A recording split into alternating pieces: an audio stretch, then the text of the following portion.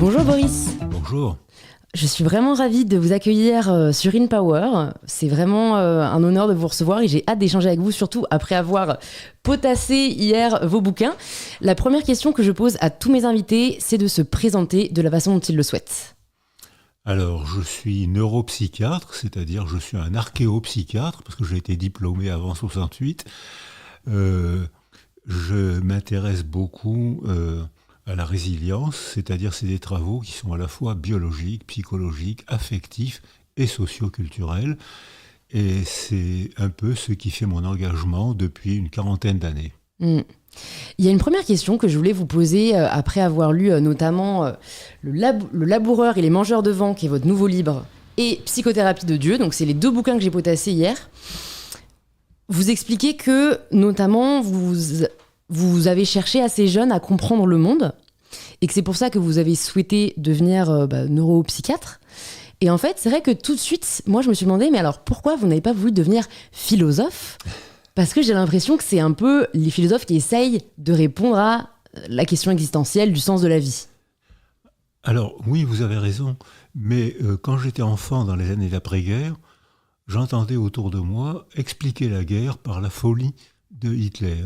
Et je me disais dans mon esprit d'enfant, donc quand je serai grand, je serai psychiatre, je soignerai ces gens-là, et il n'y aura plus jamais de guerre. On n'a pas réussi à soigner Poutine. Ouais, il n'est jamais trop tard, peut-être. Donc c'est une motivation autobiographique à cause de mon enfance, mais c'est vrai que beaucoup de scientifiques ont la même motivation. J'ai posé la question que vous venez de me poser, je l'ai posée à un congrès de linguistes. Presque tous les linguistes qui étaient autour de moi avaient un père aphasique, un petit frère autiste qui ne parlait pas, ce qui les avait motivés pour chercher à comprendre comment on peut faire pour aider ces gens à parler. Ils étaient devenus linguistes pour une motivation personnelle, une motivation autobiographique. Donc c'est un peu ce qui rejoint aussi votre travail du rôle de l'affect dans notre destinée, en fait, presque, j'ai envie de dire, sur notre structure et notre construction personnelle. Absolument. Alors, quand j'étais étudiant, on nous disait qu'il fallait se méfier des émotions et de l'affectivité parce que ce n'était pas scientifique. Or, aujourd'hui, on découvre que les travaux sur l'affect et sur les émotions, on les dose, on les photographie à la résonance magnétique et on voit les conséquences comportementales d'une privation affective et que maintenant, on a fait une démarche très scientifique de l'affect alors que quand j'étais gamin, on me disait qu'il fallait éliminer l'affect. C'est fou, c'est fou. En fait, je pense que ce qui est difficile avec l'affect, c'est que c'est difficilement contrôlable. Et c'est peut-être pour ça que les scientifiques le voient avec plus de difficultés, ou en tout cas avec plus de questionnements. Moi, ce qui me questionne, et je sais que vous avez un peu travaillé là-dessus aussi, c'est tout le travail autour de l'inconscient qui explique quand même une grande partie de nos comportements, de notre bien-être, de nos névroses. Est-ce que vous pouvez peut-être nous parler de l'inconscient et du champ d'études aujourd'hui, où on en est et où on peut espérer aller, parce que voilà, j'ai l'impression que ça, ce qui me fascine, moi, pour donner un exemple, c'est de nombreuses victimes d'agressions sexuelles vont l'oublier, leur cerveau va les protéger de ce fait, et je connais des personnes qui, 10 ans, 20 ans, 30 ans après, tout d'un coup s'en rappellent. Alors, l'inconscient n'a pas été découvert par Freud. L'Autriche baignait dans le concept d'inconscient, das Unbewusst. C'était le vétérinaire qui employait le mot inconscient. Et il y avait des tirages fantastiques, des débats philosophiques sur est-ce que les animaux ont un inconscient ou est-ce que seuls les êtres humains en ont. Et quand Freud s'est développé, il a entendu ce concept d'inconscient et il l'a appliqué à la condition humaine où bien sûr il existe, mais l'inconscient, c'est presque tout. Notre vie est oubliée. C'est-à-dire, vous avez parlé de l'oubli des personnes agressées, mais c'est la règle. On ne met presque rien en mémoire. Ce qui fait notre autobiographie, la représentation de soi, notre histoire de vie, c'est quelques éléments Et vous venez de naître, alors vous ne savez pas encore, mais vous verrez quand vous aurez 85 ans, que en fait on ne retient presque rien des milliards d'événements, de mots, de situations qui nous ont entourés. On ne retient presque rien et que ce presque rien nous constitue. Tout le reste est oublié. Alors ce qui est oublié, ça peut être oublié parce qu'il n'y a pas de traces cérébrales, ça peut être oublié parce que comme vous l'avez dit, c'est insupportable de se rappeler. Alors ça, c'est la définition du refoulement. Je pense que ça concerne aussi la condition humaine, que ça, c'est une grande découverte de Freud et des psychanalystes, mais actuellement, on parle beaucoup plus du non-conscient, c'est-à-dire de l'inconscient cognitif. Toute une partie de notre cerveau est circuitée par le milieu et on n'en prend pas du tout conscience. Alors, ce n'est pas l'inconscient freudien, comme vous l'avez défini tout à l'heure, c'est un autre inconscient. Mais c'est la caractéristique de la condition humaine d'oublier presque tout de ce qui nous arrive. Mais il faut juste l'accepter, en fait, je crois. Mais il y a quelque chose dont vous parlez dans notamment Le laboureur et les mangeurs de vent, que vous n'avez pas oublié. C'est ce qui s'est passé quand vous aviez 7 ans. C'est du coup la déportation d'abord de vos parents et puis ensuite la rafle dont vous avez été victime. C'est assez... je vous invite vraiment à lire le livre de Boris parce que vous en parlez très bien dedans et je trouve que c'est vraiment poignant de se rendre compte d'une époque qui commence à être oubliée. On commence à avoir aussi de moins en moins de témoignages. Est-ce que vous pouvez peut-être nous raconter déjà la prise de conscience que vous avez eue enfant? Je ne sais pas si ça a commencé par le départ de vos parents, mais que en fait vous étiez... persona non grata, et que, en fait, là, vous utilisez le terme, vous étiez condamné à mort. Oui, c'est ça, j'allais réagir sur persona non grata, j'étais pas grata de tout. J'avais clairement compris qu'on avait tué ma famille, mes parents, ma famille avait disparu, et on voulait me tuer, c'était clairement dit. C'était énoncé, j'avais 6 ans et demi, c'est l'âge où on prend conscience de la mort. Avant, on emploie le mot, mais ça désigne un jeu, poum, tu es mort. Et à 6-7 ans, on comprend que c'est quelque chose d'irrémédiable. C'est fini.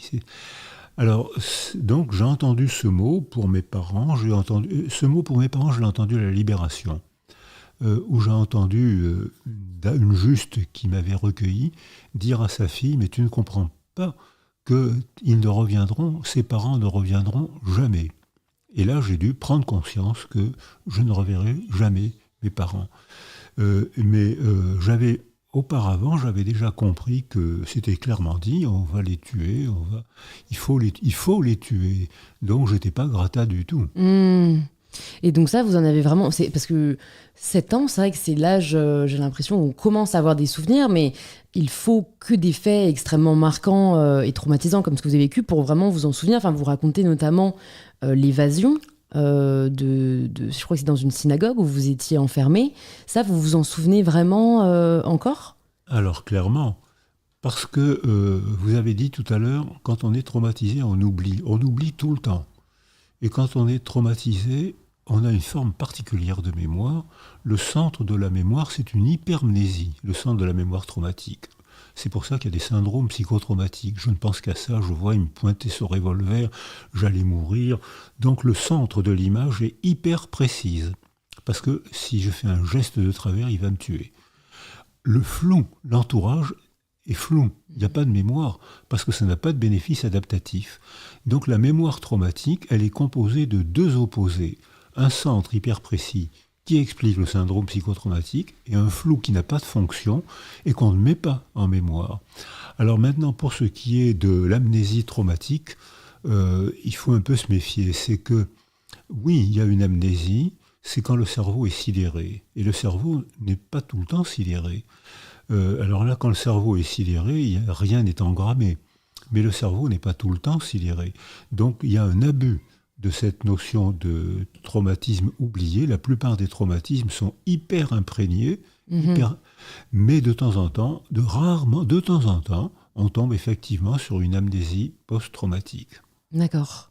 Je me suis demandé à la lecture du coup de ce livre où vous racontez ce moment traumatisant de votre enfance. En fait, on avait presque l'impression que c'était un roman parce que en fait, c'est quand même tellement exceptionnel, mais dans le mauvais sens du terme, ce qui vous est arrivé que, enfin personnellement, moi je me demandais mais qu'est-ce qui s'est passé ensuite ? Est-ce que vous pouvez nous dire, si je me rappelle bien, donc vous avez été caché sous le corps d'une femme qui a été envoyée à l'hôpital et vous avez réussi de là à vous échapper. Est-ce que vous pouvez nous dire ce qui s'est passé ensuite ?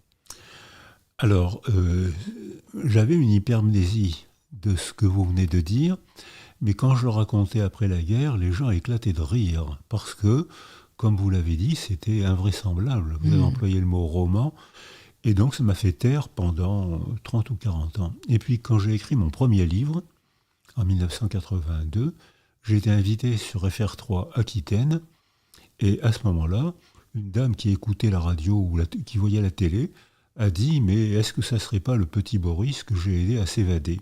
Elle a laissé à la journaliste son téléphone et son adresse. J'ai appelé un taxi et j'ai revu c'est incroyable. L'infirmière qui m'avait aidé à m'évader. Et à partir d'elle, j'ai retrouvé tous les témoins de mon évasion. Si bien que si je n'avais pas retrouvé, si je n'étais pas passé sur FR3 Aquitaine, peut-être que je continuerais à me taire, mais comme j'ai retrouvé tous les témoins de mon évasion, parce qu'ensuite il y a eu toute une chaîne, j'avais 6 ans et demi, j'aurais pas été loin sans les justes qui m'ont protégé. Donc j'ai retrouvé tous les témoins de mon évasion et là j'ai pu en parler. Vous pouvez nous en parler un peu ? Donc vous êtes dans cette synagogue. Vous avez En fait, est-ce que c'est vous qui vous cachez sous la femme ou est-ce que c'est l'infirmière qui vous prend et qui vous cache pour vous sauver ? Comme j'avais compris qu'on voulait nous tuer, je m'étais caché dans la synagogue. J'avais grimpé dans les toilettes, je m'étais blotti au-dessus de la chasse, je m'étais blotti sous le plafond et beaucoup de gestapistes et de soldats allemands n'avaient pas pensé à lever la tête et sinon j'étais coincé sous le plafond. Et quand j'ai entendu le silence, je me suis laissé tomber par terre et je suis sorti. J'aurais pas été loin tout seul. Et à ce moment-là, j'ai vu Madame Descoubès, il faut bien dire son nom, Madame Descoubès, qui était l'infirmière de la Croix-Rouge, qui m'a fait signe. Donc j'ai couru vers elle et il y avait une dame mourante dans la camionnette. Je croyais que c'était une ambulance, c'était une camionnette. J'ai plongé sous son corps et la camionnette est partie pour l'emmener à l'hôpital. Et il y a eu 2 survivants sur 1700 personnes, cette dame qui a été opérée et moi qui étais caché sous elle. C'est vraiment... c'est ubuesque et de se rappeler, nous, que ça a existé. Et pour des raisons, vous évoquez aussi très bien dans le livre, d'eugénisme qui défie toute logique. Mais ce qui est vraiment intéressant dans votre livre, je pense que vous êtes beaucoup à nous écouter, vous avez peut-être déjà posé cette question. Comment est-ce qu'on a pu arriver au point où on en est arrivé pendant la Seconde Guerre mondiale, parce que limite qu'il y ait un fou, psychopathe, ok, mais qu'il y en ait eu des milliers, voire des millions, c'est ça qui est très difficile à expliquer. Voilà. En fait, vous expliquez très bien, et ce qui m'a surpris, qu'en fait, l'humain est fait pour être asservi, ou en tout cas, recherche l'asservissement. Eh bien voilà, alors ça m'a tout le temps tracassé. Comment des gens intelligents, les Allemands, quand j'entends dire les barbares, c'est pas vrai, c'était le peuple le plus cultivé d'Occident, qui nous a fourni des philosophes, qui nous a fourni des musiciens, des scientifiques. C'était le peuple le plus cultivé d'Occident. Et c'est chez eux qu'a démarré une tragédie incroyable avec une théorie d'une bêtise.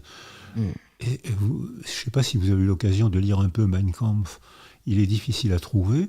Si vous avez l'occasion de le lire un peu, c'est incroyable que tant de gens intelligents, pas seulement en Allemagne, mais en Pologne, en Russie, en Angleterre, aux États-Unis, en France, puisque la France a collaboré, tant de gens intelligents aient pu gober des bêtises assez incroyables. Et je crois que c'est parce que la soumission a un grand effet psychologique. Quand on est anxieux, quand on vit dans une culture en chaos, désordonnée, les sociologues, vous avez dit tout à l'heure, c'est un déterminant sociologique, c'est vrai. Les sociologues disent quand il n'y a pas de structure, ni affective, ni naturelle, ni verbale, on parle d'anomie. Il n'y a pas de structure. Et nous, êtres humains, on ne peut se développer que s'il y a des structures, se donner rendez-vous, se serrer la main, avoir des rituels de politesse, courtiser une fille, pas n'importe comment, parce que je sais que vous êtes féministe, donc on peut courtiser une fille, mais on ne peut pas tout se permettre.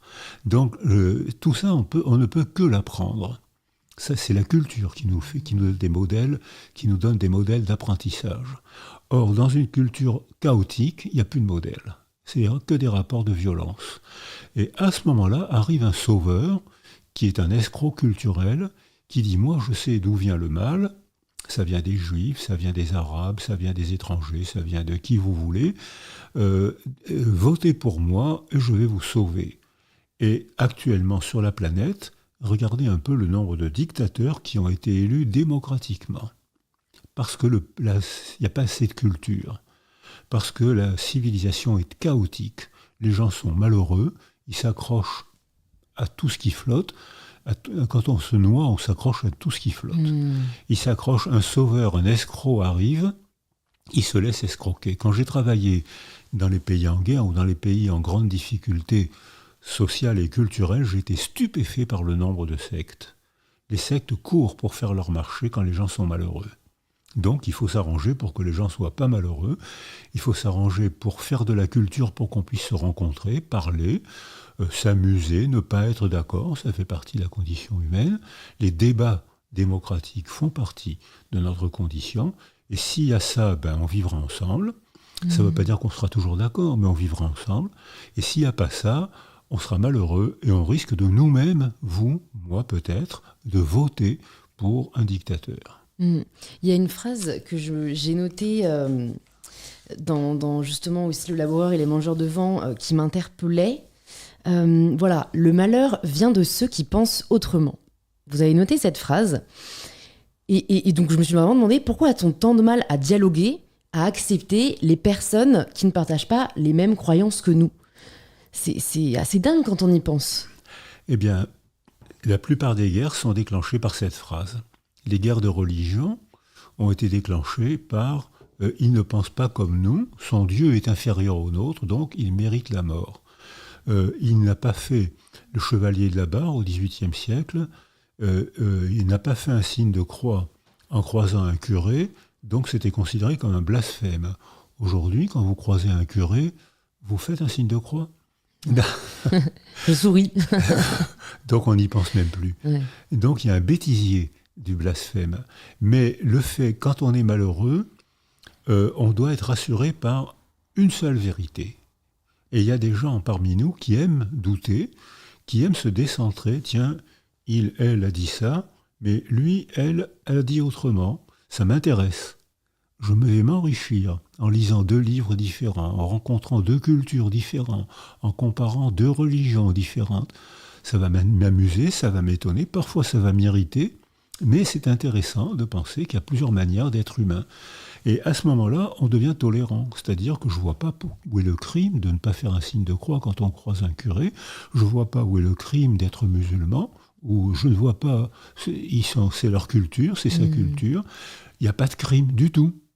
Il y a un intérêt pour une autre religion, une autre culture. Mais il y a des gens qui ont besoin d'une seule vérité. Dites-moi où est la vérité, dites-moi ce que je dois croire. Et là, on entre dans la pensée totalitaire, c'est celle que je dénonce, que j'essaye de comprendre et de dénoncer avec mon laboureur. C'est sûr, en fait, si vous l'abordez aussi, c'est accepter de ne pas comprendre qui est difficile. Et en fait, c'est quand on va chercher désespérément une réponse, dans le totalitarisme, ça va même être un responsable, pour soulager presque en fait sa conscience.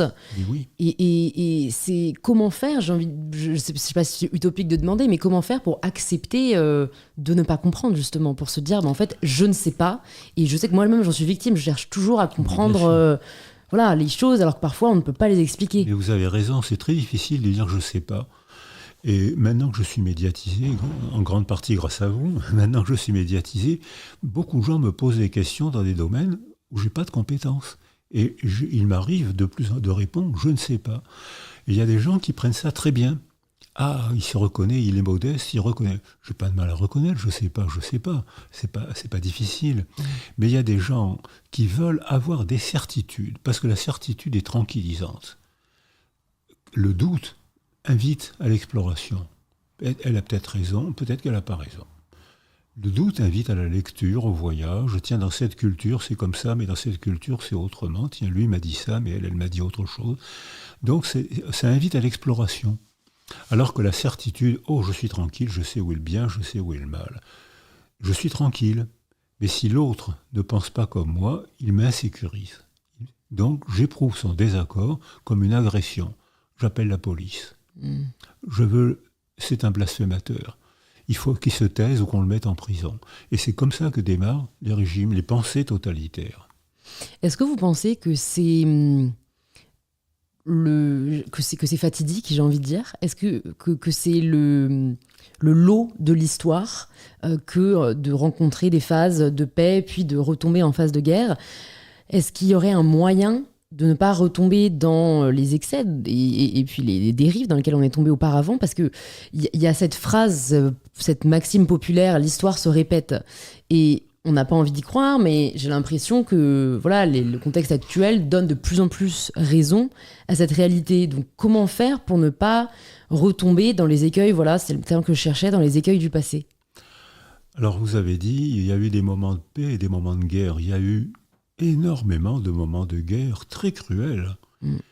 C'est-à-dire que je crois que les sociétés humaines se sont constituées grâce à la guerre, grâce à la violence des hommes, plus que celle des femmes. C'est-à-dire qu'on voit aujourd'hui que dans les violences conjugales, c'est 80% d'hommes, 20% de femmes. Dans la violence sexuelle, c'est 90% d'hommes, 10% de femmes. Dont on parle très peu, tellement on pense que ce n'est pas leur violence. Mais il y en a moins que d'hommes, plus qu'on le croit. Dans la violence routière, il n'y a pas beaucoup de femmes non plus. Les femmes sont moins violentes que les hommes. Mais, je ne sais pas pourquoi, j'ai une idée, mais ça dépendra de vos questions. Mais je pense que la violence a été valorisée par toutes les cultures. C'est la violence qui a fait les frontières, les guerres. C'est la violence qui a imposé les croyances, les violences religieuses, les guerres de religion. C'est la violence qui a imposé la langue. On a massacré les Vendéens, les Basques, pour leur imposer la langue française. Donc la violence a été constituée. C'est pas une idée rare, hein, ça surprend beaucoup de gens, mais Freud l'avait déjà dit, Lévi-Strauss, les anthropologues l'avaient déjà souligné. Donc c'est une manière d'être humain et de faire de la société qui est tragique. Les rapports de domination ont constitué les sociétés. Et quand ce que vous dites, c'est récent, c'est 1 ou 2 générations où on dit, est-ce que vraiment on est obligé de passer par la violence pour constituer des sociétés? Et ça fait seulement 1 ou 2 générations que la violence n'est que destruction. Alors qu'auparavant, elle avait une valeur adaptative pour se défendre contre le pays étranger qui voulait nous coloniser ou nous détruire même. Hein. Donc il fallait avoir une violence adaptative. Le début de cette violence... Alors il y a 2 formes de début de violence. Il y a la violence émotionnelle, auquel les garçons sont plus sensibles que les filles, c'est la privation affective. Les garçons, alors là il y a beaucoup de travaux scientifiques qui montrent que les petits garçons sont beaucoup plus sensibles à la privation affective que les petites filles. Et que c'est donc, étant frustrés, étant inquiets, ils agressent. Alors que les petites filles ont un mécanisme de défense différent, quand elles sont frustrées, quand elles sont en carence affective, elles trouvent très facilement un substitut affectif, une grand-mère, une nourrice, ou ma meilleure amie. Toutes les filles parlent de ma meilleure amie. Et c'est bien, parce que ça leur permet d'avoir un tranquillisant relationnel, un tranquillisant humain. Je me sens bien quand ma nourrice est là, je me sens bien, je vais téléphoner à ma meilleure amie, on va aller au restaurant. Donc c'est des mécanismes culturels qui permettent aux filles de mieux se défendre contre la privation affective que les garçons. Et cette violence des garçons, pourquoi est-ce qu'ils sont plus sensibles à la séparation que les filles? Probablement parce que pour des raisons biologiques, c'est-à-dire que les garçons sont XY, les filles sont XX. C'est-à-dire que si une anomalie est portée par un X, elle peut ne pas s'exprimer, parce que si l'autre X ne porte pas l'anomalie. Alors que chez un petit garçon, si une anomalie est portée par un X ou souvent par un Y, qui est un chromosome fragile, ça s'exprime. Et d'ailleurs, en consultation de pédopsychiatrie ou de neuropsychiatrie, il n'y a pratiquement que des petits garçons. Les filles arrivent en consultation après la puberté parce qu'elles deviennent anxieuses. Alors que les garçons sont un peu trop sur deux, mais donc ça veut dire qu'il y a un déterminisme ontogénétique, c'est-à-dire une construction, vous avez parlé tout à l'heure de construction sociale, ce qui est indéniable, mais il y a aussi une construction affective, une construction biologique et une construction socio- et culturelle, c'est un échafaudage. Et à ce moment-là, on voit que cette manière de se socialiser, les jeunes la posent depuis pas longtemps, ça fait quand même 300 000 ans que monsieur et madame Sapiens sont sur Terre. Alors, et ça fait, on va dire 40 ans, 50 ans qu'on se pose la question comme vous venez de le faire. C'est récent. Je croyais que ça allait durer. Poutine me dit que c'est pas vrai. Et Poutine me démontre qu'on retrouve les processus archaïques de socialisation, la violence. Alors, les femmes essayent de participer à la violence des hommes. Il y a des femmes qui s'engagent dans les armées. Elles sont moins violentes. J'habite à Toulon. Et elles sont moins violentes que les hommes. Elles font de bonnes performances dans l'armée, dans les postes de responsabilité, gestion, commandement. Elles font des performances de mieux en mieux, mais pas dans la violence physique. Alors, les femmes sont handicapées par leur manque de violence. Mais est-ce qu'on en a vraiment besoin, en fait? C'est ça la question. La question, c'est que jusqu'à maintenant, on en a eu besoin. Il y avait la violence par carence éducative, où on trouve des squelettes avant le néolithique, où on trouve des squelettes au crâne fracassé ou avec des flèches plantées dans la poitrine ou dans le dos. Donc on a fait la violence, on a fait du social par la violence. C'est une idée banale en anthropologie. Hein. Maintenant, peut-être que c'est plus nécessaire à condition de développer la culture, ce qu'on fait souvent, mais qu'on ne fait pas toujours, puisqu'il y a des gens encore maintenant, il y a au Proche-Orient, en Extrême-Orient, aujourd'hui, il y a encore des guerres dont on ne parle pas. Tout à fait. Et qui valorisent la violence. Hein. Un homme qui tue des ennemis, il est décoré. En temps de paix, un homme qui tue quelqu'un d'autre, il est emprisonné. Donc on voit que le contexte culturel est important et que le meilleur moyen de combattre la violence, c'est d'éduquer les petits garçons et les petites filles, et c'est de faire de la culture pour apprendre à réagir autrement.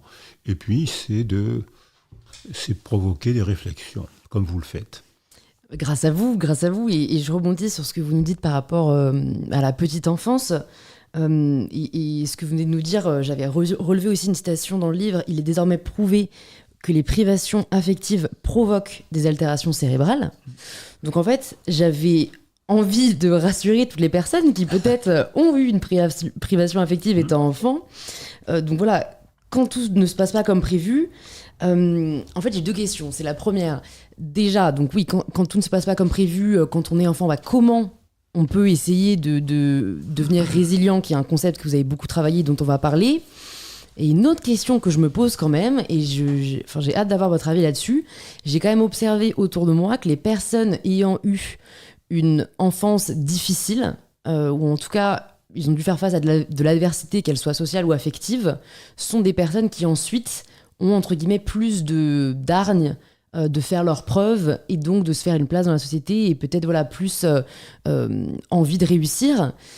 Mais d'un autre côté, cette réflexion est assez cynique parce qu'elle voudrait dire qu'en fait, il faudrait avoir des privations enfants pour créer une désirabilité supérieure par la suite. Donc voilà un peu mes deux questions par rapport à la petite enfance. Alors je répondrai autrement. Privation affective, 30% de tous les enfants ont des manques affectifs. Parce que les parents sont malheureux, débordés, ils ne s'entendent pas bien, il y a la violence conjugale, il y a la précarité sociale, il y a la guerre, il y a les tremblements de terre, etc. 30%.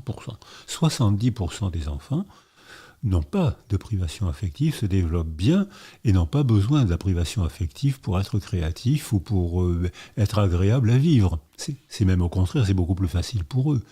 Mais pour les 30% d'enfants qui ont connu une privation affective, il faut effectivement être bagarreur et attacher de l'importance à l'affection. Certains même de ces enfants surinvestissent l'affection, ce qui les rend vulnérables. Mmh. L'affection devient pour eux tellement important qu'ils font très attention, ils sont très attentifs, mais en cas de blessure, ils souffrent beaucoup. Mais ils se bagarrent, ils cherchent à comprendre, ils font des efforts pour se rendre aimables. C'est le principe de la résilience. C'est-à-dire qu'ils ont eu une altération cérébrale provoquées par la carence affective, surtout par la privation affective. On photographie en résonance magnétique nucléaire, c'est-à-dire les examens du cerveau actuellement, sans anesthésie, sans piqûre, sans rien.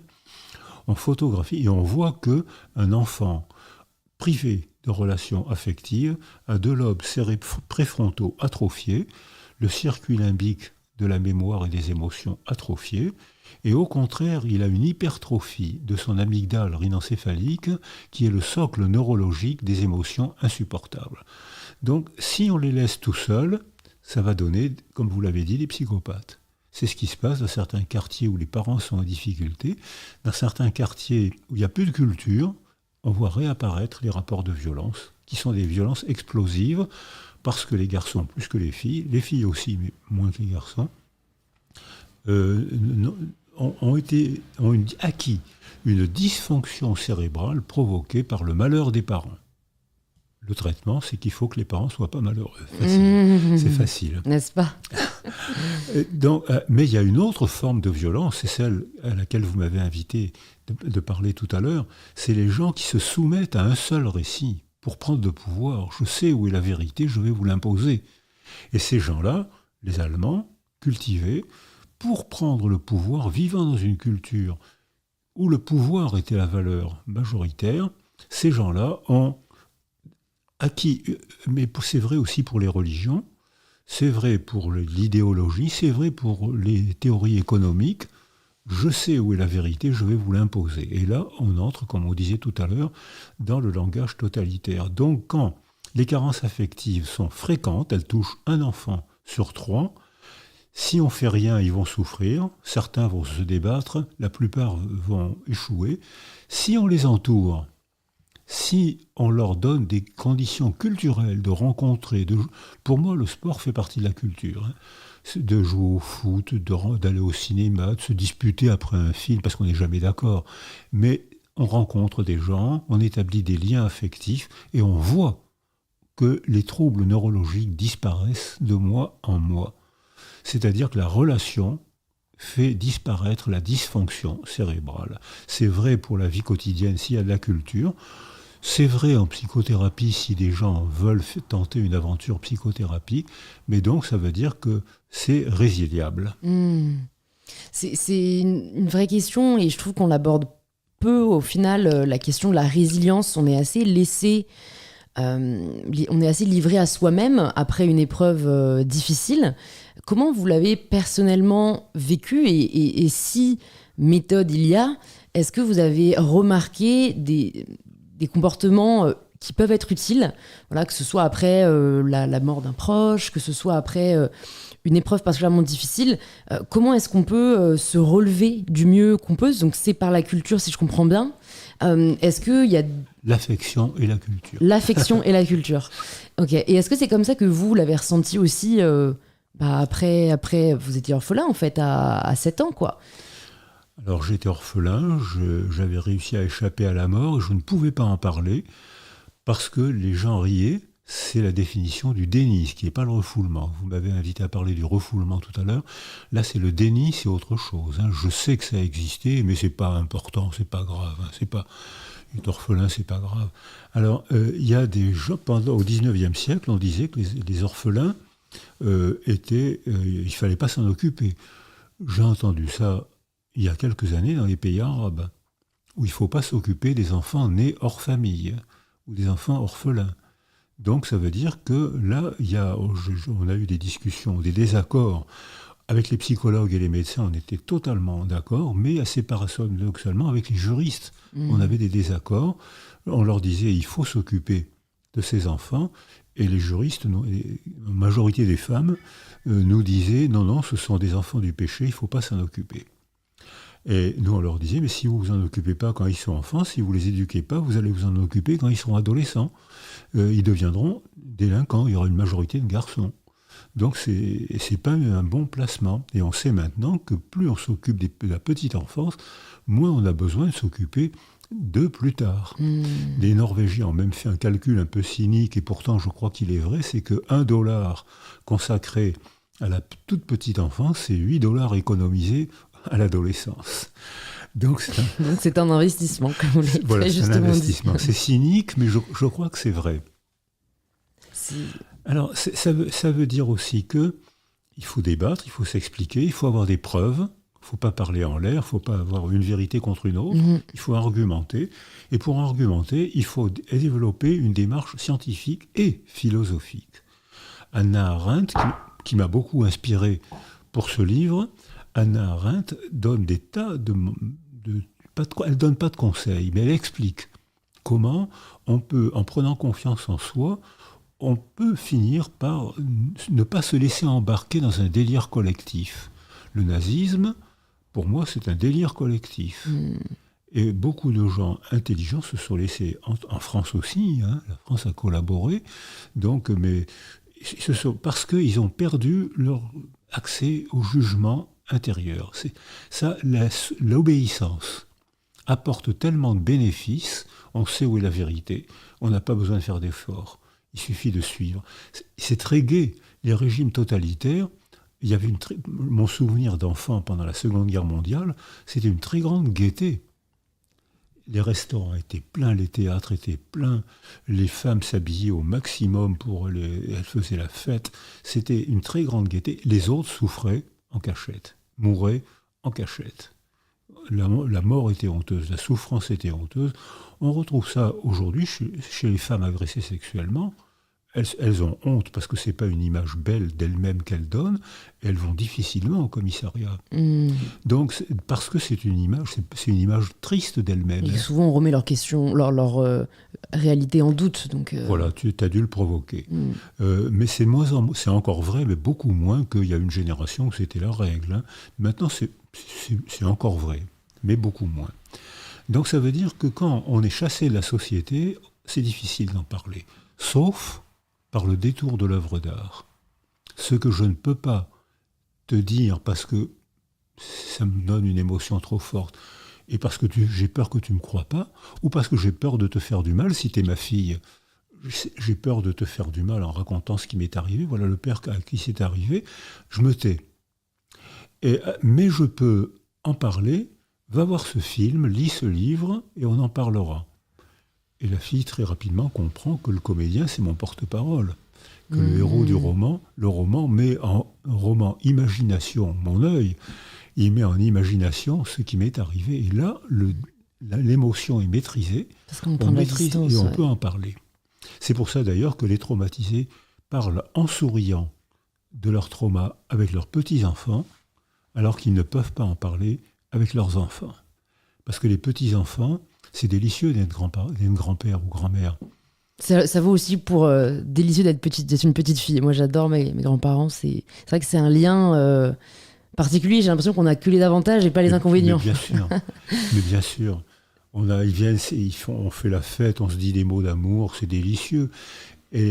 Parce qu'on les voit que pour faire la fête. Ouais. On les voit que pour. Donc c'est un cadeau qu'on leur fait, c'est un cadeau qu'ils nous font. Mais ce n'est pas le cas avec nos enfants. Nos enfants vivent avec nous au moment où on a des difficultés. On est chômeur, on est renvoyé, on est malade, etc. Et nos enfants baignent dans un appauvrissement affectif parce que les parents sont moins disponibles. Ce n'est pas la faute des parents. Les parents sont moins disponibles parce qu'il y a eu un accident, ils ne s'entendent pas, etc. Du coup, ils sont moins vifs, moins gentils, moins sécurisants pour leurs enfants. Alors que pour les petits-enfants, on se donne rendez-vous pour se faire des déclarations d'amour et pour faire la fête. C'est vrai que c'est quand même plus sympa. Est-ce que vous avez eu conscience de tout ça quand vous avez eu vos enfants? Et comment, je pense, peut-être à des parents qui nous écoutent, comment faire pour dépasser la peur de ne pas bien faire? Je pense qu'il y a beaucoup de parents, jeunes parents, qui ont peur de transmettre des traumatismes qu'eux-mêmes ont peut-être vécus ou de mal réussir une partie de leur éducation. Est-ce que vous auriez un conseil à leur partager? Non, je fais faire comme ma copine Anna Arendt. Je n'ai pas de conseils, mais j'ai des explications à proposer. Les gens décideront, ils choisiront, ils décideront. Je pense que la plupart des traumas sont difficiles à dire. J'ai été médecin au centre médico-social de la Seine, qui avait un chantier naval, et pendant la guerre, les communistes ont été courageux. Ils ont eu beaucoup de fusillés, beaucoup de déportés. Et à la Libération, ils ont décidé de manifester. Et eux, ils se sont pas tus. Ils se sont manifestés pour dire, voilà, j'ai été à Auschwitz, voilà ce que j'ai vu. Je suis un des rares. Il y avait 27 000 survivants sur presque 1 million de gens envoyés. Voilà ce que j'ai vu, je tiens à en témoigner. J'ai soigné tous leurs enfants. Parce que, en disant leur trauma, ils avaient transmis l'horreur, planté l'horreur dans l'âme de leurs enfants. Donc, il faut se taire. Mais si on se tait, on n'a pas un père, une mère entier. Papa, que j'aime beaucoup, il parle, il rigole, il joue au foot, et puis tout d'un coup, papa, qu'est-ce qui s'est passé pendant la guerre? De quel pays tu viens? Pourquoi est-ce que tu as ça? Papa se tait. Son silence m'angoisse. Son silence me révèle le lieu de sa souffrance qui ne veut pas me dire qu'est-ce qu'il me cache. J'ai peur, j'ai une angoisse. Donc c'est pas facile parce que si on parle, on transmet l'horreur du trauma et si on se tait, on transmet la non-représentation, le vide, l'angoisse. Alors ce que je comprends pas, c'est pourquoi quand on va exprimer le traumatisme qu'on a vécu, ce que je pensais être assez salvateur, au final on se retrouve à le transmettre à nos enfants, alors que quand on dit rien, on ne le transmet pas, alors qu'on l'a vécu dans les deux cas. Non, quand on dit rien, on transmet l'angoisse. D'accord. Quand on parle, on transmet l'horreur, ça veut dire qu'on ne peut pas parler n'importe comment. Ça veut dire que on peut pas.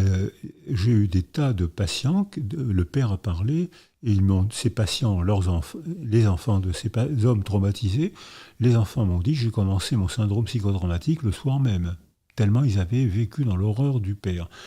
Parce que notre culture a changé, et que maintenant les traumatisés sont invités à parler. Parce qu'on sait, moi si je n'ai pas parlé pendant 40 ans, c'est parce qu'il y avait un déni collectif.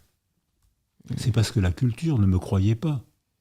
C'était tellement énorme, ce qui est arrivé était énorme, mon évasion était tellement rocambolesque qu'on ne me croyait pas. Donc je me suis dit, autant se taire. Et puis je risquais ma vie aussi. Si j'avais parlé pendant la guerre, je risquais la mort.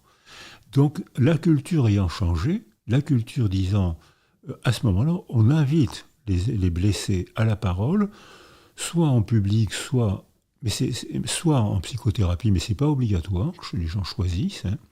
Et notre culture a changé, et là maintenant, on entend la parole des victimes, alors que pendant des millénaires, la victime, c'était la vaincue. L'homme victime, c'était le vaincu. Mmh. La femme agressée sexuellement, tant pis pour elle. On a fait des millénaires comme ça. La responsabilité doit changer de camp.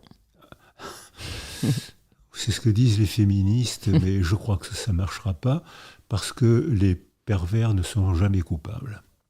Les pervers vivent dans un monde où il n'y a pas d'altérité. Donc pour eux, une agression sexuelle, je me suis bien marré. Oui, mais tu as vu l'état dans lequel... Ah oui, mais moi j'ai passé un bon quart d'heure. Le propre de la perversion, c'est qu'il n'y a pas d'autre, il n'y a pas d'altérité. Donc je pense que ça ne changera pas de camp. Si on arrive à faire changer la honte de camp, parce que, comme vous le dites très bien, aujourd'hui, pour beaucoup de femmes, c'est les femmes qui vont ressentir la honte de s'être fait agresser, alors que c'est en aucun cas de leur faute. Parce qu'on a tendance encore à considérer aussi, avec honte, des femmes qui vont être agressées. Alors, aujourd'hui, je pense que c'est quand même plus le cas aussi pour les agresseurs. On a vraiment honte et ils sont montrés du doigt. On l'a vu avec MeToo.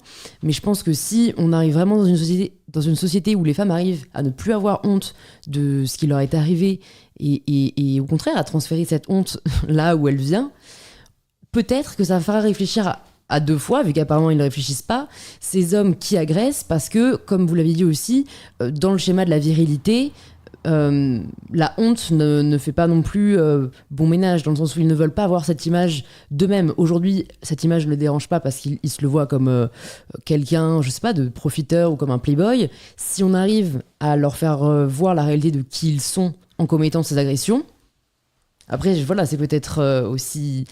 ça arrive, mais c'est rare. Hein.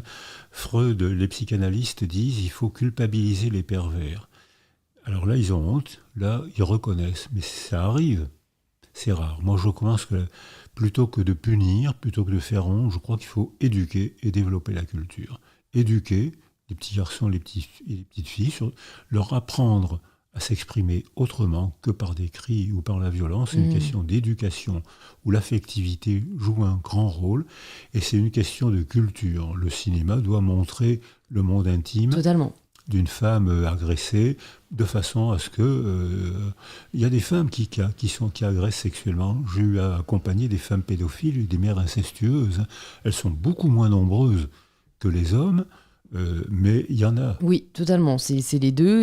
Mais comme vous dites, j'en parle pas mal dans mon livre, les représentations doivent changer parce que c'est aussi en objectifiant la femme comme on le fait aujourd'hui dans de nombreux films que des hommes en fait finissent par nous objectifier et donc nous agresser. Donc ça c'était une parenthèse féministe, mais vous parliez de psychanalyse et je crois savoir en tout cas de votre parcours que vous aviez un peu touché à vraiment différents aspects de la psychologie, de la psychiatrie. Et j'ai l'impression qu'aujourd'hui, on remet pas mal en question la psychanalyse, qu'il y a beaucoup de nouvelles formes de thérapie qui naissent, la psychothérapie, les thérapies comportementales, tout ça. Alors, c'est compliqué, hein, il n'y a pas une seule réponse, mais qu'est-ce que vous conseilleriez pour peut-être les personnes là, dont on parle, qui ont des traumas, ne se sentent aujourd'hui pas bien dans leur peau? Est-ce qu'un travail psychanalytique vaut le coup, j'ai envie de dire, parce que de ce que moi, ma psy m'a dit, même si elle est très freudienne, ça prend quand même du temps. C'est des années. Et puis des sous. Voilà, et puis des sous, totalement. Totalement, alors que les thérapies comportementales, notamment, en tout cas, c'est moi ce que j'ai découvert, peuvent agir de manière beaucoup plus rapide et de manière assez libératrice. Donc, est-ce que pour vous, ça se complète? Est-ce qu'on peut choisir l'un ou l'autre? Quelles sont un peu vos connaissances sur ce sujet? Alors, j'ai fait une psychanalyse parce que quand j'étais jeune, c'était presque obligatoire. Ça fait partie d'une formation que je ne regrette pas parce qu'elle m'a appris à me décentrer de moi pour me représenter, pour visiter le monde des patients.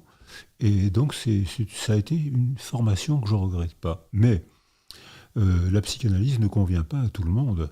Il y a des gens qui sont amoureux fond de la psychanalyse et qui sont prêts à tout payer. Je connais même des gens qui sont prêts à sacrifier leur famille pour faire une psychanalyse.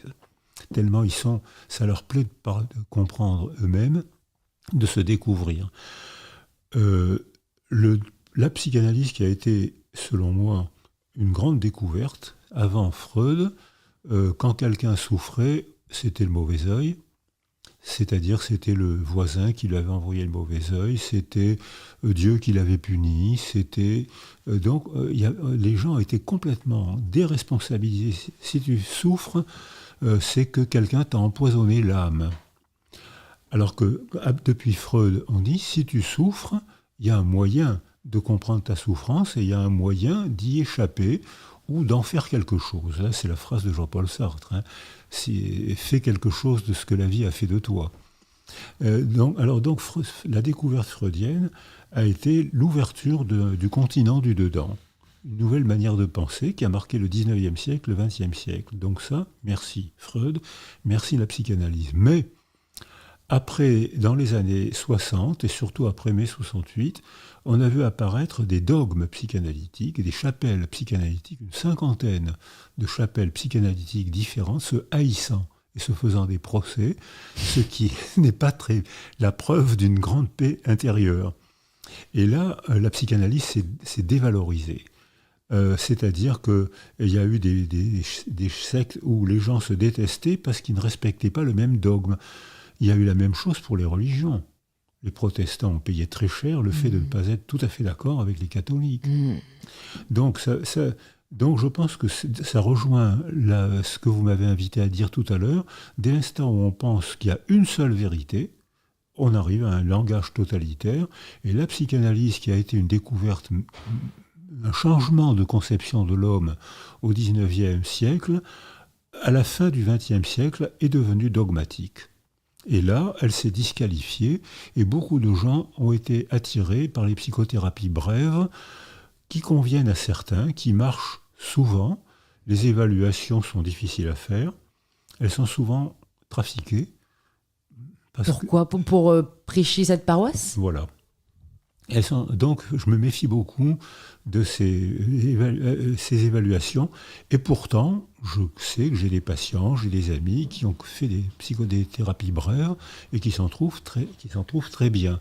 Mais si notre culture redevient chaotique, on va voir, depuis le virus, on a vu apparaître des psychothérapies sectaires. Depuis le virus, en 2 ans. En 2 ans, on a vu apparaître une... D'abord, il ne faut pas oublier qu'on a évalué actuellement, en France, il y a 415 formes différentes de psychothérapie. Ah, quand même. Quand même. Alors, schématiquement, merci Freud pour avoir découvert la psychanalyse. Ça convient à certains, bravo, tant mieux pour eux. Ça ne convient pas à tout le monde. Il faut trouver d'autres modes de prise en charge. Mais je retrouve la réponse que je vous ai faite tout à l'heure. C'est quand même la sécurité affective, les relations amicales, familiales au quotidien et une réflexion culturelle provoquée par le cinéma, la littérature, la philosophie. Pour moi, la meilleure prévention, c'est ces 2 domaines-là. Quand vous avez travaillé à l'hôpital, enfin dans des hôpitaux, vous côtoyez quel type de personnes, quel type de troubles ? Ça dépend. J'ai d'abord été interne en neurochirurgie parce que les tumeurs cérébrales, les atrophies, les blessures cérébrales donnent des troubles psychiques fondés sur la neurologie. La syphilis, qui est une méningite avec une sorte de bave comme du pus qui se répand sur les méninges, donne des troubles psychiques. Depuis que la pénicilline, en 5 semaines, ces troubles psychiques disparaissent. Qui va en conclure qu'il faut soigner la schizophrénie avec de la pénicilline. Donc, j'ai vu des tumeurs cérébrales, parfois bénignes, qui stimulaient la zone dont je parlais tout à l'heure, l'amygdale rhinencéphalique. C'est un noyau qui est à la face profonde et interne du cerveau. La tumeur stimulait, écrasait cette amygdale. Les gens étaient en rage incessante. On enlevait la tumeur, ils redevenaient gentils, souriants. Donc, ma première formation, ça a été une formation très organique. Puis ensuite, j'étais dans les hôpitaux psychiatriques où là, j'ai vu autre chose. Il n'y avait pas de tumeur, pratiquement pas. Il n'y avait que des cas, pas toujours graves d'ailleurs, mais parfois qui côtoyaient des cas très graves, des gens, des schizophrénies dissociées qu'on ne savait pas soigner. Et dans les années après le mai 68, il y a eu quelques années délicieuses d'optimisme. On a pensé qu'on allait soigner grâce à la psychanalyse, grâce aux neuroleptiques. Quand les neuroleptiques sont apparus, on a pu parler avec ces gens qui faisaient peur. La lobotomie a disparu. Ah, j'ai lu ce que vous décriviez de la lobotomie dans votre livre. Là, alors, du coup, nous, on est une génération qui n'a pas connu ça, mais c'est atroce. Mais en plus, moi, ce qui m'a choqué, c'est que vous disiez qu'on les opérait sans morphine, sans rien, vu que dans tous les cas, apparemment, ça fait pas mal. Non. Mais donc, en gros, on opérait à cerveau ouvert. Non, on passait par c'était sans anesthésie. Ouais, enfin, wow, il y a eu un prix Nobel pour ça. Mais c'est dingue quand même. Il faut quand même repenser le prix Nobel. C'est le principe de la croyance en une seule vérité. Ce que vous dites, c'est dingue, je l'ai dit avant vous, c'est dingue, le nazisme est dingue, les théories totalitaires sont dingues, et pourtant des tas de gens intelligents se laissent embarquer là-dedans. Mais du coup, en fait, ça rend difficile le fait d'avoir confiance dans la science ou dans la médecine aussi, j'imagine, pour certains, parce que, en fait, si on a donné un prix Nobel à quelqu'un qui lobotomisait des cerveaux, comment se dire aujourd'hui, en fait, on pense toujours à notre époque qu'on a des réponses, et c'est avec 10 ans de recul qu'on se dit, mais en fait, il y a 10 ans, c'était n'importe quoi. Ça, c'est la démarche, ce que vous venez de dire, c'est la démarche scientifique. Les vérités scientifiques sont momentanément vraies, tant qu'une autre théorie ne l'a pas dégommée. La pénicilline fait disparaître la syphilis méningée et les troubles psychiques de la syphilis méningée. Il y a des tas de gens qui ont conclu qu'il fallait donner des antibiotiques aux fous, ce qui était absurde. On a constaté que, effectivement, couper le lobe préfrontal, les gens cessaient d'avoir des angoisses parce que leur personnalité était tellement amputée qu'ils n'avaient plus d'angoisse. Il y a des gens qui ont fait des lobotomies en pensant, et puis très rapidement, ce sont des gens non diplômés, des médecins des hôpitaux psychiatriques qui n'étaient pas psychiatres, qui ont dit « mais c'est pas un traitement, c'est un crime ». Et à ce moment-là, ça a été considéré comme un crime et interdit par la loi. Mais ça, ce que vous venez de dire, ça fait partie de la démarche scientifique. Les scientifiques n'ont pas de vérité définitive, c'est les croyances qui ont des vérités définitives. Les scientifiques disent, aujourd'hui, j'ai constaté que, un tel a constaté que, je pense que, mais si demain vous apportez une autre publication, je suis prêt à changer d'opinion. Ce que ne fait pas un croyant. C'est vrai. Un croyant dit, c'est un blasphème, si tu n'es pas d'accord avec moi, c'est que tu es un mécréant, une mécréante. Et dans la religion, vous pensez qu'on peut concilier croyance et respect de l'autre? Parce que, en fait, j'espère qu'une voie du milieu est possible, dans le sens où, voilà, si des personnes croient en Dieu et échangent avec d'autres personnes qui ne croient pas en Dieu, en fait, ce que vous décrivez, c'est qu'il y a une espèce d'opposition entre les personnes qui vont affirmer plutôt que questionner ou remettre en question. Mais dans la religion, j'ai l'impression que c'est différent, dans le sens où c'est une croyance. Ils disent pas que les autres ont tort, ils disent juste que moi je crois en cela. Ils n'ont pas forcément envie de convaincre l'autre comme peuvent le faire des personnes qui croient en des médecines alternatives. Alors, je ne dirais pas comme ça. Je pense que la science pose des questions et évolue, donc peut très bien changer de théorie et de pratique. Je pense qu'il faut distinguer la spiritualité et la religion. La spiritualité caractérise la condition humaine. Presque tous les êtres humains, un jour, pensent à Dieu. Alors ils l'appellent Dieu, ils l'appellent Allah, ils l'appellent force supérieure. J'entends beaucoup de jeunes aujourd'hui qui disent qu'il y a une force supérieure qui nous gouverne. Bon, avant on appelait ça Dieu. Je pense que quand les gens ont acquis un attachement sécure, c'est ce que je dis dans mon livre sur psychothérapie de Dieu, ça les intéresse, c'est ce que je disais tout à l'heure pour la culture, ça les intéresse, ça les choque pas que quelqu'un ait une autre croyance qu'eux. Moi, je suis chrétien, tu es musulman, ça m'intéresse. Dis-moi comment tu fais. Dis-moi comment ta croyance religieuse organise ta famille. Dis-moi quelles sont les valeurs proposées par ta religion. Je te dirai quelles sont les valeurs proposées par ma religion. Et dans ce cas-là, c'est intéressant. C'est la culture. En revanche, le drame arrive quand je pense que je suis le seul à avoir le vrai Dieu et que si tu n'es pas d'accord avec moi, tu es blasphématoire. Donc là, tu mérites la mort. C'est pour ça que tout à l'heure, je disais que le chevalier de la Barre a été condamné, il est mort. Les Templiers sont morts parce qu'ils mettaient en doute, les protestants ont payé très cher leur petit désaccord avec l'église papale, comme ils disent. Donc je pense que ça c'est dû à l'insécurité. Ces gens ont besoin de s'accrocher à une certitude parce qu'ils ont une insécurité, ils ne sont pas assez forts, ils n'ont pas assez confiance en eux pour accepter que quelqu'un croit différemment qu'eux. Si les gens sont confiants, paisibles, pourquoi pas fréquenter un musulman, un juif, un bouddhiste, un bachibousouk pourquoi pas? Ça m'intéresse, ça m'étonne, ça m'intéresse. Mais pour ça, il faut que j'ai une paix intérieure. Si je suis anxieux, si je suis en incertitude, je vais me raccrocher et dans ce cas-là, je risque de devenir totalitaire. Donc confiance en soi et ouverture d'esprit sont corrélées. Mais oui. Comme notre amie Hannah Arendt dit très bien que il faut, si les enfants se développent bien, ce qui est le cas de 70% des enfants dans notre culture. Mais attention, dans une culture en guerre, 40%, 30 à 40, selon l'atrocité de la guerre, 30 ou 40% des enfants seulement se développent bien. Dans notre culture en paix, 5% des enfants ont des attachements confus. C'est-à-dire on ne comprend pas, et c'est des enfants difficiles, on ne les comprend pas, on n'arrive pas, comme disent les parents, je ne comprends pas, je n'arrive pas à le lire. Il m'agresse quand je veux l'embrasser, je ne comprends pas.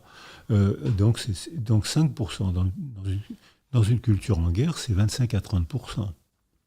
Donc le contexte culturel joue un rôle énorme dans le développement individuel.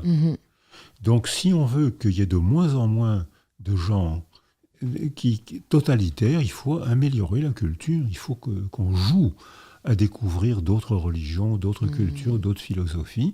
Et j'emploie volontairement le mot « jouer » pour que c'est amusant, c'est agréable, c'est étonnant. Et à ce moment-là, on apprendra à nos enfants l'ouverture d'esprit qui ne mène pas à la guerre. Mais c'est parmi les enfants malheureux où La certitude totalitaire joue un rôle tranquillisant, mais c'est un rôle tragique puisque ça mène à l'intolérance de celle qui ne pense pas comme moi. En fait, plus je fais des podcasts en ce moment, plus je me dis qu'il y a un vrai problème de priorité de la part de nos gouvernements, pas juste en France, mais en Occident de manière générale, enfin même à l'international d'ailleurs, parce qu'en fait, ce que vous dites, c'est essentiel, remettre de la culture et ne serait-ce que du soin aussi à l'enfance, à l'éducation. Et je l'associe du coup, cet enjeu culturel, à l'enjeu climatique, dont j'ai déjà pas mal parlé dans d'autres épisodes, mais qui sont au final non rentables immédiatement et qui du coup ne sont pas la priorité des personnes qui nous gouvernent. Parce que l'économie est au cœur de notre politique, au sens large du terme, la gestion de la cité. Et ça, c'est très difficile, je trouve, d'en avoir conscience. On est de plus en plus en avoir conscience. Et pourtant, on se sent très impuissant face à ce constat. Mais oui, présentez-vous aux élections, je voterai pour vous. C'est gentil. Alors, si vous votez pour moi, je me présente. Parce que je pense comme ça aussi. C'est que je ne suis pas un grand politicien. J'ai traîné un petit peu pour remettre des rapports. J'ai toujours été étonné parce que je pense que les politiciens n'ont pas tellement de pouvoir. Et qu'ils sont comme nous, soumis à des pressions qu'ils contrôlent mal. Et une des pressions qu'ils contrôlent mal, c'est la pression de l'argent, parce que l'argent donne du travail et que beaucoup de gens sont complices. Il y a beaucoup de grandes entreprises qui dépassent les besoins, qui polluent avec l'accord des employés parce que c'est leur emploi mis en question. Donc ils sont anxieux. Alors je pense effectivement que le climat est un énorme problème. On voit déjà au Proche-Orient, en Afrique, il y a déjà eu des guerres à cause de la sécheresse. Au Proche-Orient, beaucoup de pays n'ont déjà plus d'eau. C'est-à-dire que là, les gens ont une espérance de vie très brève. Donc dans ce cas-là, ils partent, ils prennent les armes, et si ils vont dans le pays où il y a de l'eau, et si les gens où il y a de l'eau se défendent parce qu'on va prendre leurs terres, prendre leurs biens, il y a des guerres. Donc ça, chaque fois qu'il y a une sécheresse, il y a des guerres, tout de suite, dans les mois qui suivent. Poutine, c'est pas une guerre de sécheresse. Poutine, c'est ce qu'on disait tout à l'heure, c'est la guerre d'une seule représentation, la grandeur de la Russie, qui est vraie. La culture russe est encore magnifique. Il y a des gens, des créateurs que j'admire, que j'aime beaucoup, qui ont embelli notre culture, comme les Allemands d'ailleurs. Il y a beaucoup d'Allemands qui ont embelli, on en a profité. Mais actuellement, c'est un régime totalitaire veut imposer sa loi. Pour des raisons économiques, comme les grandes entreprises internationales, mondiales, veulent imposer leurs lois pour gagner plus d'argent, quel que soit le prix que ça coûte aux autres. Et là, effectivement, il y a un problème, mais là, il faudrait demander les politiciens, c'est difficile pour eux, parce qu'ils sont obligés de négocier entre des forces très grandes, supérieures même aux forces d'État, et ils sont obligés de négocier entre l'entreprise qui crée des emplois et l'entreprise qui détruit des êtres humains. Mais les entreprises sont en train de changer. Elles sont contraintes de changer parce que les personnes qui achètent leurs produits commencent à se plaindre. Voilà. Et puis surtout parce que les rapports de hiérarchie, les rapports de domination qui ont fait de la culture humaine dans tous les pays, dans toutes les cultures jusqu'à maintenant, c'est plus accepté.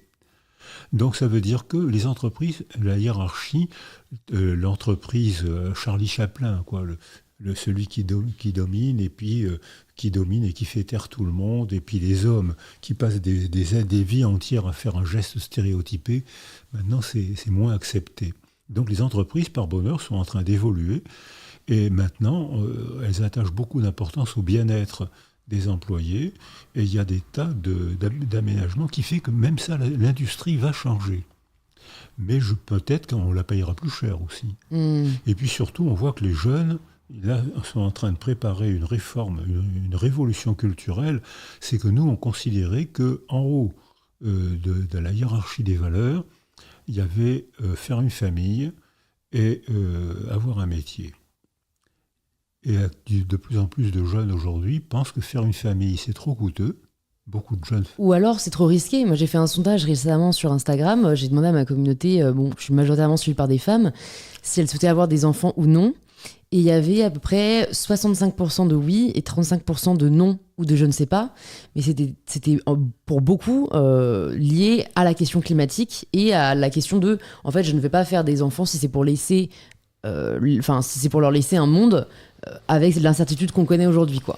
Alors il y a cet argument incontestable. Il y a 10% des femmes qui décident de ne jamais mettre au monde d'enfants parce que c'est un poids, une entrave sociale. Même si on améliore les conditions, ce qu'on a proposé à la commission des 1000 jours, c'est d'améliorer la condition des femmes enceintes, garder leur emploi, le congé paternité pour qu'elles ne soient pas seules, parce que les dépressions périnatales augmentent beaucoup, parce que les femmes sont seules. Elles sont seules avec un tyran domestique adoré qu'on appelle un bébé. C'est-à-dire, donc, ça explique l'augmentation des dépressions périnatales. On sait ce qu'il faut faire, lutter contre la solitude.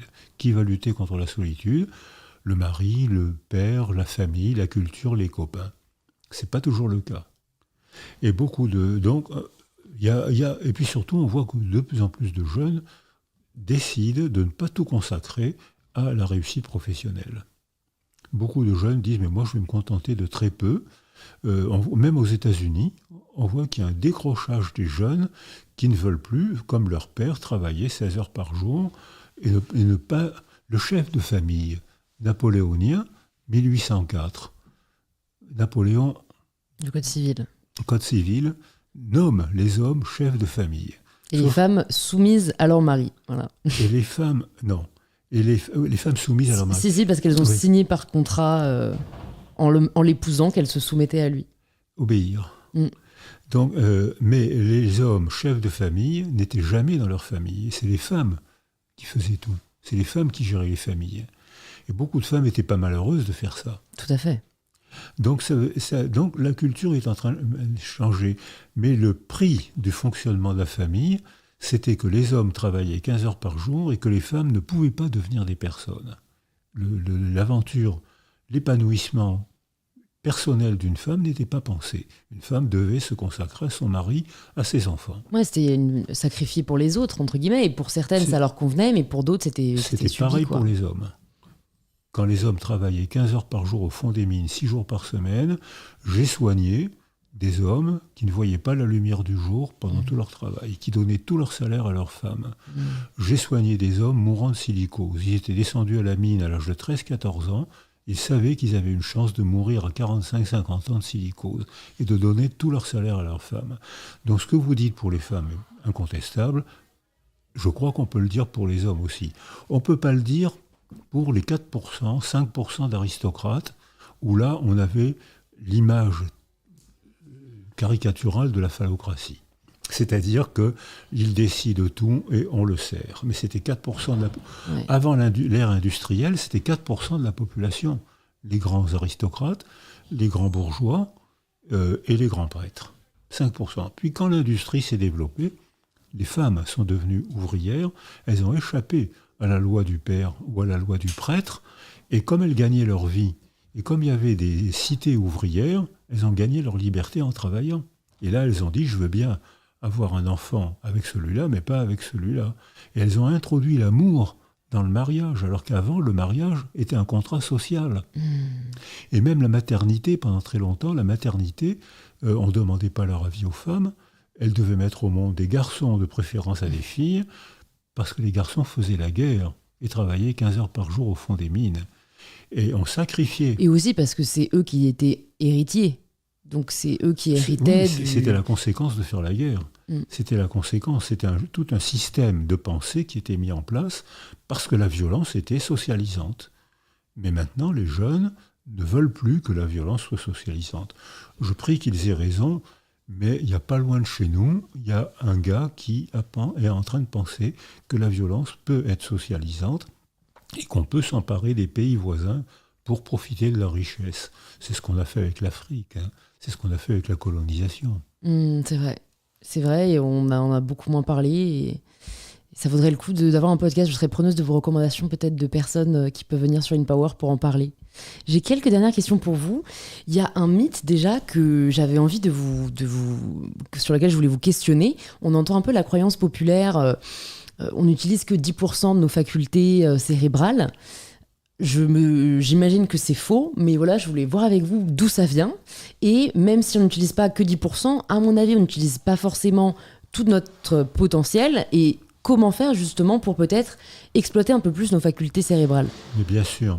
Alors, le 10% vient d'une rumeur, et les rumeurs, certaines rumeurs se propagent avec une très grande facilité, et ça plaisait, je ne sais pas d'où ça vient, mais on disait ça, moi j'ai appris ça aussi. On n'utilise que 10% de son cerveau. Mais c'est pas vrai. En fait, le cerveau, ce qu'on sait maintenant, c'est que le cerveau est sculpté par le milieu, et quand on organise mieux le milieu, on sculpte mieux le cerveau, et les enfants se développent mieux, et nous-mêmes on vit mieux. Alors, donc, c'est pour ça que... Alors, les mythes se développent avec une très grande facilité. Hein. On a appelé les femmes le sexe faible. Or, actuellement, l'espérance de vie des femmes est plus longue que l'espérance de vie des hommes. Mais je pense que la vieillesse est un marqueur de civilisation. Il n'y a pas de vieux dans les pays pauvres. Avant la découverte de Semmelweis, la prophylaxie de l'accouchement, l'espérance de vie des femmes était de 36 ans. 13 grossesses. Pour 4 enfants adultes. Alors là, être femme à cette époque-là, c'était pas facile. Hein. C'est pas forcément facile aujourd'hui, mais c'était pas plus facile hier. Hein. Donc ça veut dire que aujourd'hui, dans les pays civilisés, les femmes vivent plus longtemps que les hommes, probablement par XX. Elles sont plus équilibrées plutôt que les petits garçons.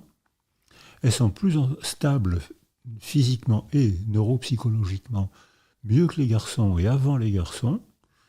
Donc si la culture est en paix, elles vivent plus longtemps que les hommes. Donc on voit que c'est... mais on peut agir sur la culture qui agit sur nous. On n'est pas Hannah Arendt, on n'est pas totalement soumis. On peut très bien, ayant pris conscience de ça, on peut très bien décider, s'arranger, de faire des cultures différentes, de développer les associations, de développer le théâtre, le cinéma, le sport, les lieux de rencontre. Il y a des tas de choses qui ont disparu et qui permettaient aux adolescents de se socialiser. Et comme maintenant les adolescents ont du mal à se socialiser, d'abord parce que les métiers, il faut apprendre un métier, alors qu'avant la socialisation était plus facile. Quand j'étais gamin, je fais partie d'une classe d'âge où 3% des enfants allaient jusqu'au bac. Les autres, les garçons allaient à l'usine, les filles allaient à l'usine aussi. 3% seulement? Mais oui. Vous faites partie de ces 3% du coup? Mais oui. Ah oui, quand même. Mais oui. Parce que les études, ce n'était pas une valeur. Ce qui était une valeur, c'était qu'une femme se marie. Le plus beau jour de ma vie, ce n'était pas toujours le cas. Il fallait qu'une femme se marie, mette au monde des garçons, des enfants, surtout des garçons. Et il fallait qu'un homme fasse la guerre et travaille le plus possible.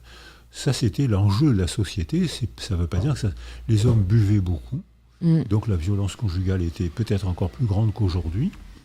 Mais les hommes buvaient beaucoup parce que les conditions de travail, parce que la guerre, surtout 14-18, avait permis à monsieur professeur Pinard, qui est un professeur de pédiatrie, il avait constaté que quand on faisait donner du vin aux soldats, ils n'avaient pas de diarrhée, alors que les Allemands qui buvaient de l'eau avaient des diarrhées et du choléra. De là devient le nom le Pinard pour le vin? Voilà. Et le professeur Pinard était un pédiatre à l'hôpital Necker, il y a encore sa statue. Et puis Pasteur disait, le vin est une bonne boisson. Comparé à l'eau souillée, il n'y a pas de doute, c'était meilleur que de boire de l'eau croupie ou de l'eau avec du choléra, comme on le voit réapparaître actuellement dans les pays pauvres. Donc le pinard a été valorisé. Les hommes avaient des conditions de travail très dures, physiquement très dures, moralement. J'ai soigné des hommes qui ne voyaient pas la lumière du jour, ou 1 mois ou 2 par an, et qui donnaient tout à leurs femmes. Donc, et qui étaient fiers de permettre à leurs femmes de ne pas travailler. Une jeune femme ne peut pas comprendre ça. Si, je peux comprendre, parce que comme vous le dites, c'est à ça qu'on attribuait leur valeur. Donc en fait, c'est de là où ils tiraient leur fierté aussi et leur reconnaissance. Mais... Voilà. Seulement les femmes payaient. Mais les hommes payaient aussi. Oui.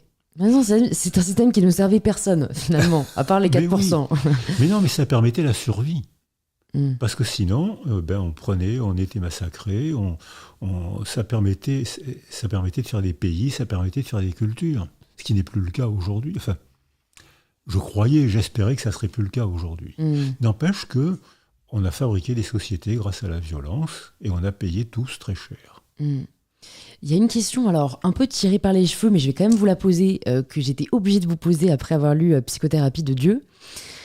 Donc, moi, si j'ai bien compris, vous êtes un juif non-croyant. Et en fait, je pense qu'il y a beaucoup de personnes dans nos sociétés aujourd'hui qui remettent en question, en effet, la notion de religion, qui peuvent se reconnaître dans une forme de spiritualité. Mais il y a souvent une question à laquelle on n'arrive pas à répondre, c'est, quand on y pense, c'est quand même assez dingue de se dire qu'on est sur une planète où il y a de l'oxygène qui nous permet de respirer, qu'il y a des hommes et des femmes qui sont faits pour tomber amoureux et se reproduire, pour accueillir un bébé dans un ventre qui lui-même ensuite va grandir. Bref, en fait, tout simplement le dessin de la vie humaine. Est-ce que vous avez réfléchi à cette question et comment vous l'expliquez ? Est-ce que c'est purement scientifique ou est-ce qu'il y a une notion aussi spirituelle pour vous qui rentre dedans ? Je pense que la spiritualité fait partie de la condition humaine. La religion est un déterminisme culturel. Si vous arrivez au monde en Égypte aujourd'hui, vous avez plus de chances de devenir musulman que bouddhiste. Chaque religion a ses rituels, ses vêtements, ses chansons, ses prières. La religion fait partie de la culture. La spiritualité fait partie de la condition humaine. Dès l'instant où on parle, on cherche à comprendre qu'est-ce qu'il y a de l'autre côté de la montagne, qu'est-ce qu'il y a après la vie, qu'est-ce qu'il y a, voilà. Mais la spiritualité elle est religieuse, elle est spirituelle, mais elle peut être aussi laïque, elle peut être artistique. Je veux faire une représentation pour me représenter le monde des papous. Mais je pense que la spiritualité est une vertu humaine. Tous les êtres humains spirituels se ressemblent. La spiritualité de toutes les cultures est la même. Pourquoi est-ce que je suis au monde ? C'est assez invraisemblable qu'on vive. C'est invraisemblable, en effet. Ça paraît trop incroyable pour être le fait d'une coïncidence scientifique. Voilà. C'est probablement impossible. Et pourtant, on vit. Alors que logiquement, c'est fou. Donc ça tient du miracle. Donc il faut qu'il y ait quelque chose de plus qui ait fait le monde et qui nous ait mis au monde. Voilà, ça c'est la spiritualité. En revanche, il y a 35 000 religions différentes aujourd'hui sur la planète. Ça dépend de l'endroit où vous naissez. Ça dépend de ce que vous transmettent vos parents. Donc ça c'est très culturel, c'est respectable. Mais c'est culturel, donc ça peut changer. Les religions évoluent, changent, alors que la spiritualité reste la même, et c'est même probablement grâce à la spiritualité qu'on fait des réflexions philosophiques, des réflexions artistiques. C'est parce qu'on se pose des questions humaines. Très lié à la philosophie au final. Voilà. Alors j'ai 2 dernières questions pour vous. Si vous pouviez écouter quelqu'un au micro d'InPower, qui est-ce que ce serait ? Invitez Hannah Arendt. je vais lui téléphoner. Invitez-la parce qu'elle a transformé ma vie par sa personnalité, parce que ses écrits. Chaque fois que je la lis, je dis mais c'est bon sang, mais c'est bien sûr. Où je me dis mais quel courage il fallait, parce qu'elle a été vivement critiquée par les gens qu'elle aimait. Comment elle a fait pour tenir le coup et garder la force dans ses pensées et sans haïr, elle n'avait aucune haine. Elle a eu des relations amoureuses avec Heidegger. Heidegger a été membre du comité central d'une partie nazie allemand qui a joué un grand rôle dans le massacre des Juifs. Elle a fui l'Allemagne, elle a retrouvé Heidegger après la guerre, elle n'a plus été amoureuse de lui, mais continuant à admirer sa pensée, elle l'a fait traduire aux États-Unis. Comment elle a fait pour garder cette liberté intérieure, cette force d'esprit ? C'était un nazi, il a tué ma famille, ou les miens, et pourtant c'est un esprit supérieur. Je reconnais, je le fais traduire aux États-Unis. Moi je trouve ça, alors là c'est d'une liberté admirable. Elle n'a pas été soumise à la vengeance. Elle aurait pu dire, il a été nazi, je veux sa peau. Au contraire, elle a dit, il a été nazi, il a commis un crime immense, et pourtant c'est un esprit supérieur. Elle a séparé l'homme de l'artiste, elle. Hein. Je vais vous poser du coup la question signature du podcast. Ça signifie quoi pour vous prendre le pouvoir de sa vie ? Prendre le pouvoir de sa vie. C'est un peu ce que je vous ai proposé, ce qu'Hannah Arendt et moi on vous a proposé, c'est-à-dire y avoir un peu de liberté intérieure. On a un degré de liberté, on n'a pas toute la liberté, mais on a un degré de liberté. Je veux garder mon libre arbitre pour lire, pour choisir l'homme ou la femme avec qui je vais vivre, ou mon compagnon. J'ai un degré de liberté auquel je tiens. Donc je n'ai pas toutes les libertés, je vais mourir un jour, je n'ai pas toutes les libertés, mais je tiens ce degré de liberté parce que ça donne sens à ma vie. Allez, je me permets une dernière question bonus. Comment ne pas avoir peur de la mort ? Alors, je pense que c'est les jeunes qui ont peur de la mort.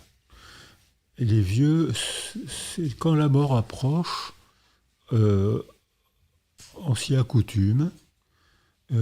Et je pense que les vieux ont moins peur de la mort que les jeunes.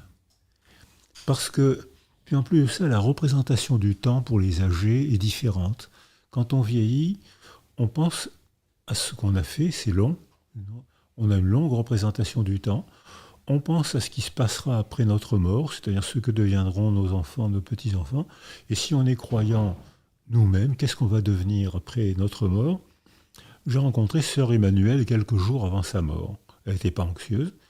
Elle me disait, j'ai 103 ans, 104 ans, je ne me rappelle pas. Enfin, elle avait dépassé les 100 ans. Et elle avait bien sa tête vive.